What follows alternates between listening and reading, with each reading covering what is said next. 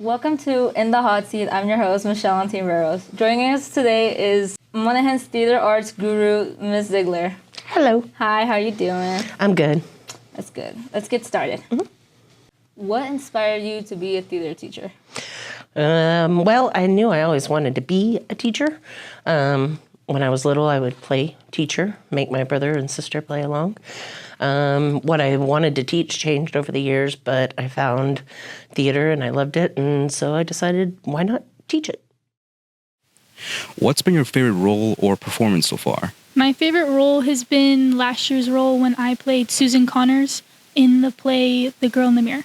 So far, my favorite role has been from our last children's play that we just finished. It was Cinderella, the Fairy Godmother's Tale. I played Phoebe, and it was really fun because I got to be energetic and interact with the kids a little bit.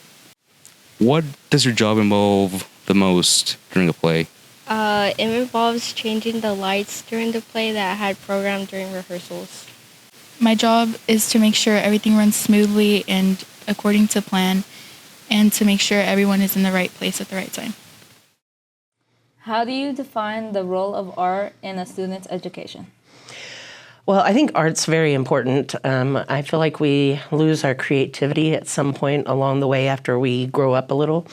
And so being in the arts, whether it be theater, band, choir, art itself, dance, I think it's a good way to be well-rounded and to give students a chance to actually work with people face-to-face and develop relationships and just kind of learn some basic life skills.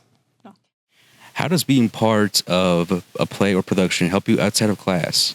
I think it'll definitely help me outside of class with being more open with people, being able to talk to people, not being shy because I'm already on stage, being someone else, getting to get out of comfort zones, talking to other people. All of the components of working together, you have to have the light cues, the sound cues, knowing when to go on stage, and knowing your lines and everything, and just making sure that it all works together is probably the hardest part. And no one really realizes that it doesn't all just come together in one day. It helps me become more outgoing even though I'm not on stage. Like, I could talk to people more easily. It helps me be more responsible and organized. What kind of projects are your students working on this year? So the things that the kids are doing in class, well, we do some design projects because a majority of kids like the tech side better than the acting side in my classes. So I teach them a little bit of design and a little bit of art theory, what little I know. I'm not an expert, but they do costume designing, props and things of that nature. And then we have started a unit this week for improvisation. So they're about to play improv games and do those types of activities. So. Okay. What's one assignment that consistently surprises you with the creativity of your students? Oh, it kind of depends year to year, but there's a lot of students who have artistic talent.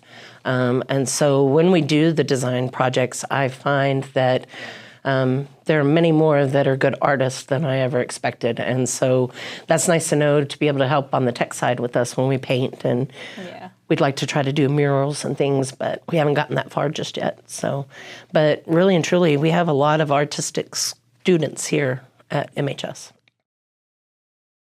What's the hardest part of performing on stage? The hardest part, I think, is performing for high schoolers because you know everyone, you've grown up with them. It's kind of hard to act someone else that you're not in front of all those people, and sometimes they laugh. So I think that's probably the hardest part.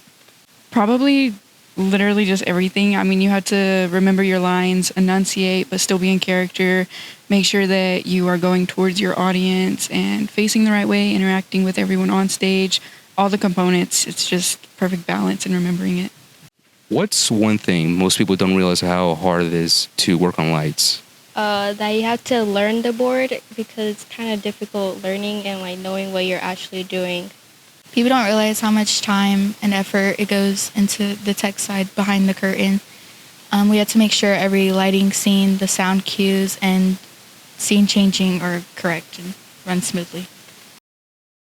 How do you help your students overcome stage fright? It varies by student, obviously. The theater world is a bit objective, so a lot of things vary. It depends on the type of stage fright.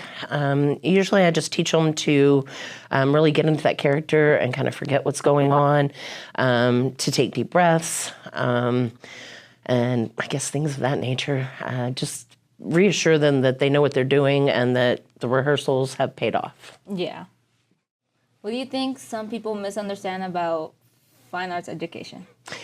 I think that they don't know how much hard work goes into a performance or into the preparation for those performances, no matter which fine arts you're in. Hours and hours of work go into not only the acting side, but the technical side as well. You have, I would say my kids are up at the theater just as much as a lot of the athletic students are at practice, just because it takes that much time to prepare. And when you only get one shot at contest, it's important that you put in that hard work. So I think that's kind of what gets forgotten. They think, oh, it'd be easy to get up on stage or it'd be easy to do that. But they learn once they start doing it that it is a lot harder. Yeah, than what's seen. Yes.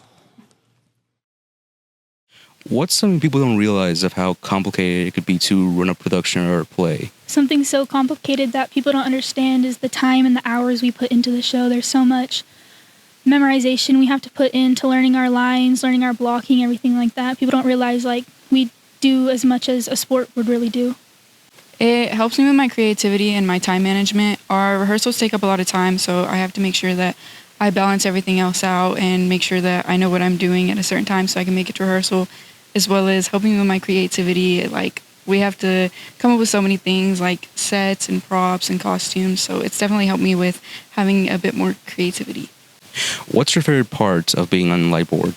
That I know what I'm doing because I've done it for so long. And I find it fun to do the lights. Being able to work together as a group and communicate with everybody and build friendships. If you could have any director, past or present, guest, teach your class, who would it be and why? That's a really good question. I'd probably bring in maybe Stella Adler or somebody of that nature that can really teach the actors some techniques, the different ways to create your character and such.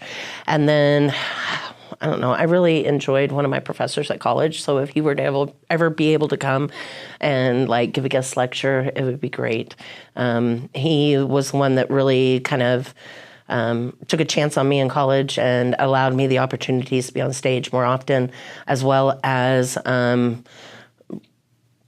get better at the backstage work as well. So he believed in me, and that made a huge difference. Yeah. What do you hope your students take away from your class that goes beyond theater itself?